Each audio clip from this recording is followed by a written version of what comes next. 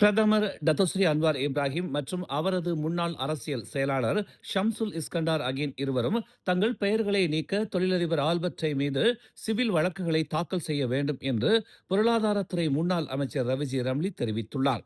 அவ்வாறு செய்ய தவறுவது டெய்க்குரிய குற்றச்சாட்டுகளை மேலும் உறுதிப்படுத்தும் என்று அவர் ஒரு வீடியோவில் தெரிவித்துள்ளார். டெய் மீது நடவடிக்கை எடுக்க தவறுவது அன்வார் மற்றும் அவரது அரசாங்கத்தின் நம்பகத்தன்மையையும் அது பாதிக்கும் என்று ரவிஜி தெரிவித்தார். இந்த நேரத்தில் பிரதமரின் நம்பகத்தன்மைக்கு ஏற்படும் சேதத்தை குறைக்க இதைவிட சிறந்த வழியை தாம் காணவில்லை என்று சுட்டிக்காட்டிய ரவிஜி, அன்வார் விரைவில் டெய் மீது வழக்கு தொடுப்பார் என்றும் அதை நீதிமன்றங்களின் முடிவிலேயே விட்டுவிடுவார் என்றும் தாம் நம்புவதாக அவர் கூறினார். சபாவில் நடந்ததாக கூறப்படும் சுரங்க ஊழலுடன் தொழிலதிபர் டேயை தொடர்புபடுத்திய பின்னர் சபாவின் சண்டக்கானில் டே மீது ஷம்சுல் தாக்கல் செய்த காவல்துறை புகாரை தொடர்ந்து ரவிசியின் பரிந்துரை வந்துள்ளது. இக்குற்றச்சாட்டுகள் பிரதமரின் நற்பெயருக்கு களங்கம் விளைவிப்பதற்கான தீங்கிழைக்கும் சதி என்றும் ஜனநாயக விரோத வழிகளில் அரசாங்கத்தை கவிழ்ப்பதற்கான ஒருங்கிணைந்த முயற்சி இது என்றும் அவர் தெரிவித்துள்ளார்.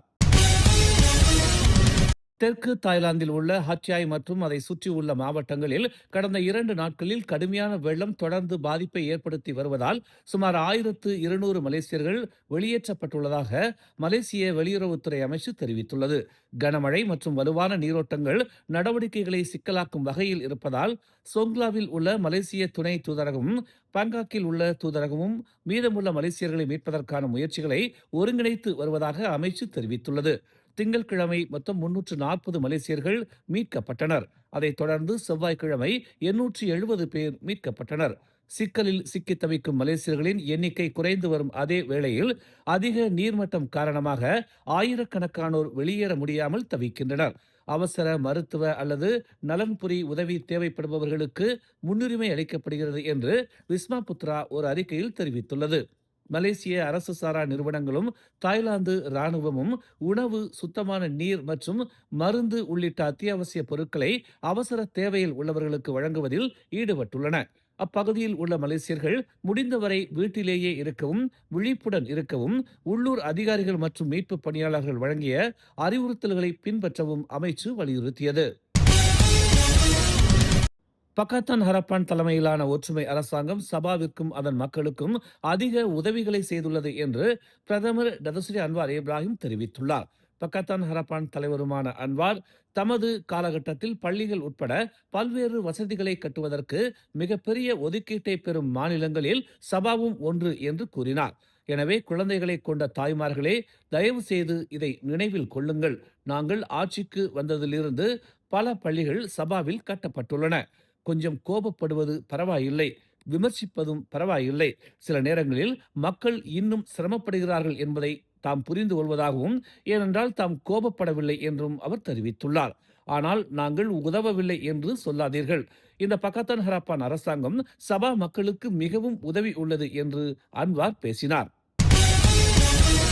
மலேசியாவும் அமெரிக்காவும் கையெழுத்திட்ட பரஸ்பர வர்த்தக ஒப்பந்தத்தின் கீழ் அமெரிக்க நிறுவனங்களுக்கு பூமி புத்ரா அந்தஸ்து வழங்கப்பட்டுள்ளதாகவும் இது மலேசியாவின் சுதந்திரத்திற்கு துரோகம் என்றும் முன்னாள் பிரதமர் மகாதீர் குற்றம் சாட்டியுள்ளார்.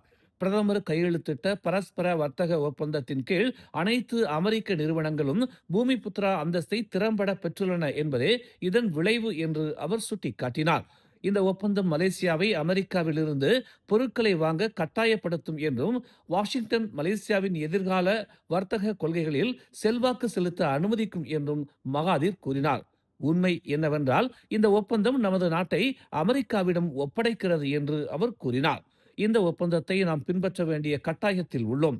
இது அமெரிக்காவிலிருந்து பில்லியன் கணக்கான மதிப்புள்ள பொருட்களை வாங்க நம்மை கட்டாயப்படுத்துகிறது. நாம் அமெரிக்காவிலிருந்து எரிவாயு வாங்க வேண்டும். நாம் அமெரிக்காவிலிருந்து விமானங்களை வாங்க வேண்டும். இந்த ஒப்பந்தத்தின் கீழ் 60 போயிங் விமானங்கள் வாங்கப்படும். அதாவது நாம் இனி சுதந்திரமாக இல்லை என்று மகாதீர் விளக்கினார். இந்த ஒப்பந்தத்தை ஒருதலை பட்சமானது என்று விவரித்த அவர், பிரதமர் அன்வார் இப்ராஹிம் அதில் கையெழுத்திடுவதற்கு முன்பு நாடாளுமன்றம் அல்லது சட்ட நிபுணர்களுடன் கலந்தாலோசிக்க தவறிவிட்டதாக மகாதீர் குற்றம் சாட்டினார். பெராவில் நேற்று மேற்கொள்ளப்பட்ட 2 தனித்தனி சோதனை நடவடிக்கையில் போதைப்பொருள் கடத்தல் மற்றும் துஷ்பிரயோகத்தில் ஈடுபட்டதாக சந்தேகிக்கப்படும் 2 பேர் கைது செய்யப்பட்டனர். நடவடிக்கைகளின் போது 53,947 ரிங்கிட் மதிப்புள்ள போதைப் பொருட்களையும் போலீசார் கைப்பற்றியதாக பெரா காவல்துறை தலைவர் ஜுல்கிஃப்லி நசீர் தெரிவித்தார். மலேசிய வானிலை ஆய்வு மையமான மெட் மலேசியா நவம்பர் 28ஆம் தேதி முதல் 29ஆம் தேதி வரை செகாமட் மற்றும் தங்காக்கிற்கு தொடர்ச்சியான மழை எச்சரிக்கையை வெளியிட்டுள்ளது. மலாக்கா ஜலசந்தியில் தற்போது குறைந்த காற்றழுத்த வானிலை அமைப்பு உருவாகும் என்ற முன் அறிவிப்பை தொடர்ந்து இந்த எச்சரிக்கை விடுக்கப்பட்டுள்ளது. மேலும் இந்த காலகட்டத்தில் சிலாங்கூர், கோலாலம்பூர் மற்றும் பஹாங் முழுவதும் காற்றழுத்தம் கிழக்கு நோக்கி நகரும் என்று எதிர்பார்க்கப்படுகிறது. இதனால் ஜொகூர் வடக்கு பகுதிகளில் தொடர்ந்து மழை பெய்யும் சாத்தியம் இருப்பதாக தெரிவிக்கப்பட்டுள்ளது. இதனை அடுத்து ஜொகூர், மந்திரி பசார், டத்தோ ஓன் ஹபீஸ் காசி மாநில அரசும் பேரிடர் மேலாண்மை நிறுவனங்களும் விழிப்புடன் இருப்பதாகவும் நதி மட்டங்களை கண்காணித்து தளவாடங்களை ஒருங்கிணைத்து நிலைமைகள் மோசமடைந்தால் உதவிகளை வழங்க தயாராக இருப்பதாகவும் தெரிவித்துள்ளார். குறிப்பாக தாழ்வான பகுதிகளில் அல்லது ஆறுகளுக்கு அருகில் உள்ள குடியிருப்பாளர்கள் தகவல் அறிந்து அதிகாரிகளின் அறிவுறுத்தல்களை பின்பற்றுமாறு அவர் வலியுறுத்தினார். மேலும் செய்திகளை தெரிந்து கொள்ள தமிழ் மலர் இணையதளம், தமிழ் மலர் செயலி மற்றும் மலர் டிவி யூடியூப் சேனலை வலம் வாருங்கள். எங்களோடு இணைந்திருக்க மலர் டிவியை பதிவு செய்து கொள்ளுங்கள். உறவுகள் மகிழ்ந்திட விருப்பம் மற்றும் பகிர்வு சேவையை சொடுக்கிடுங்கள்.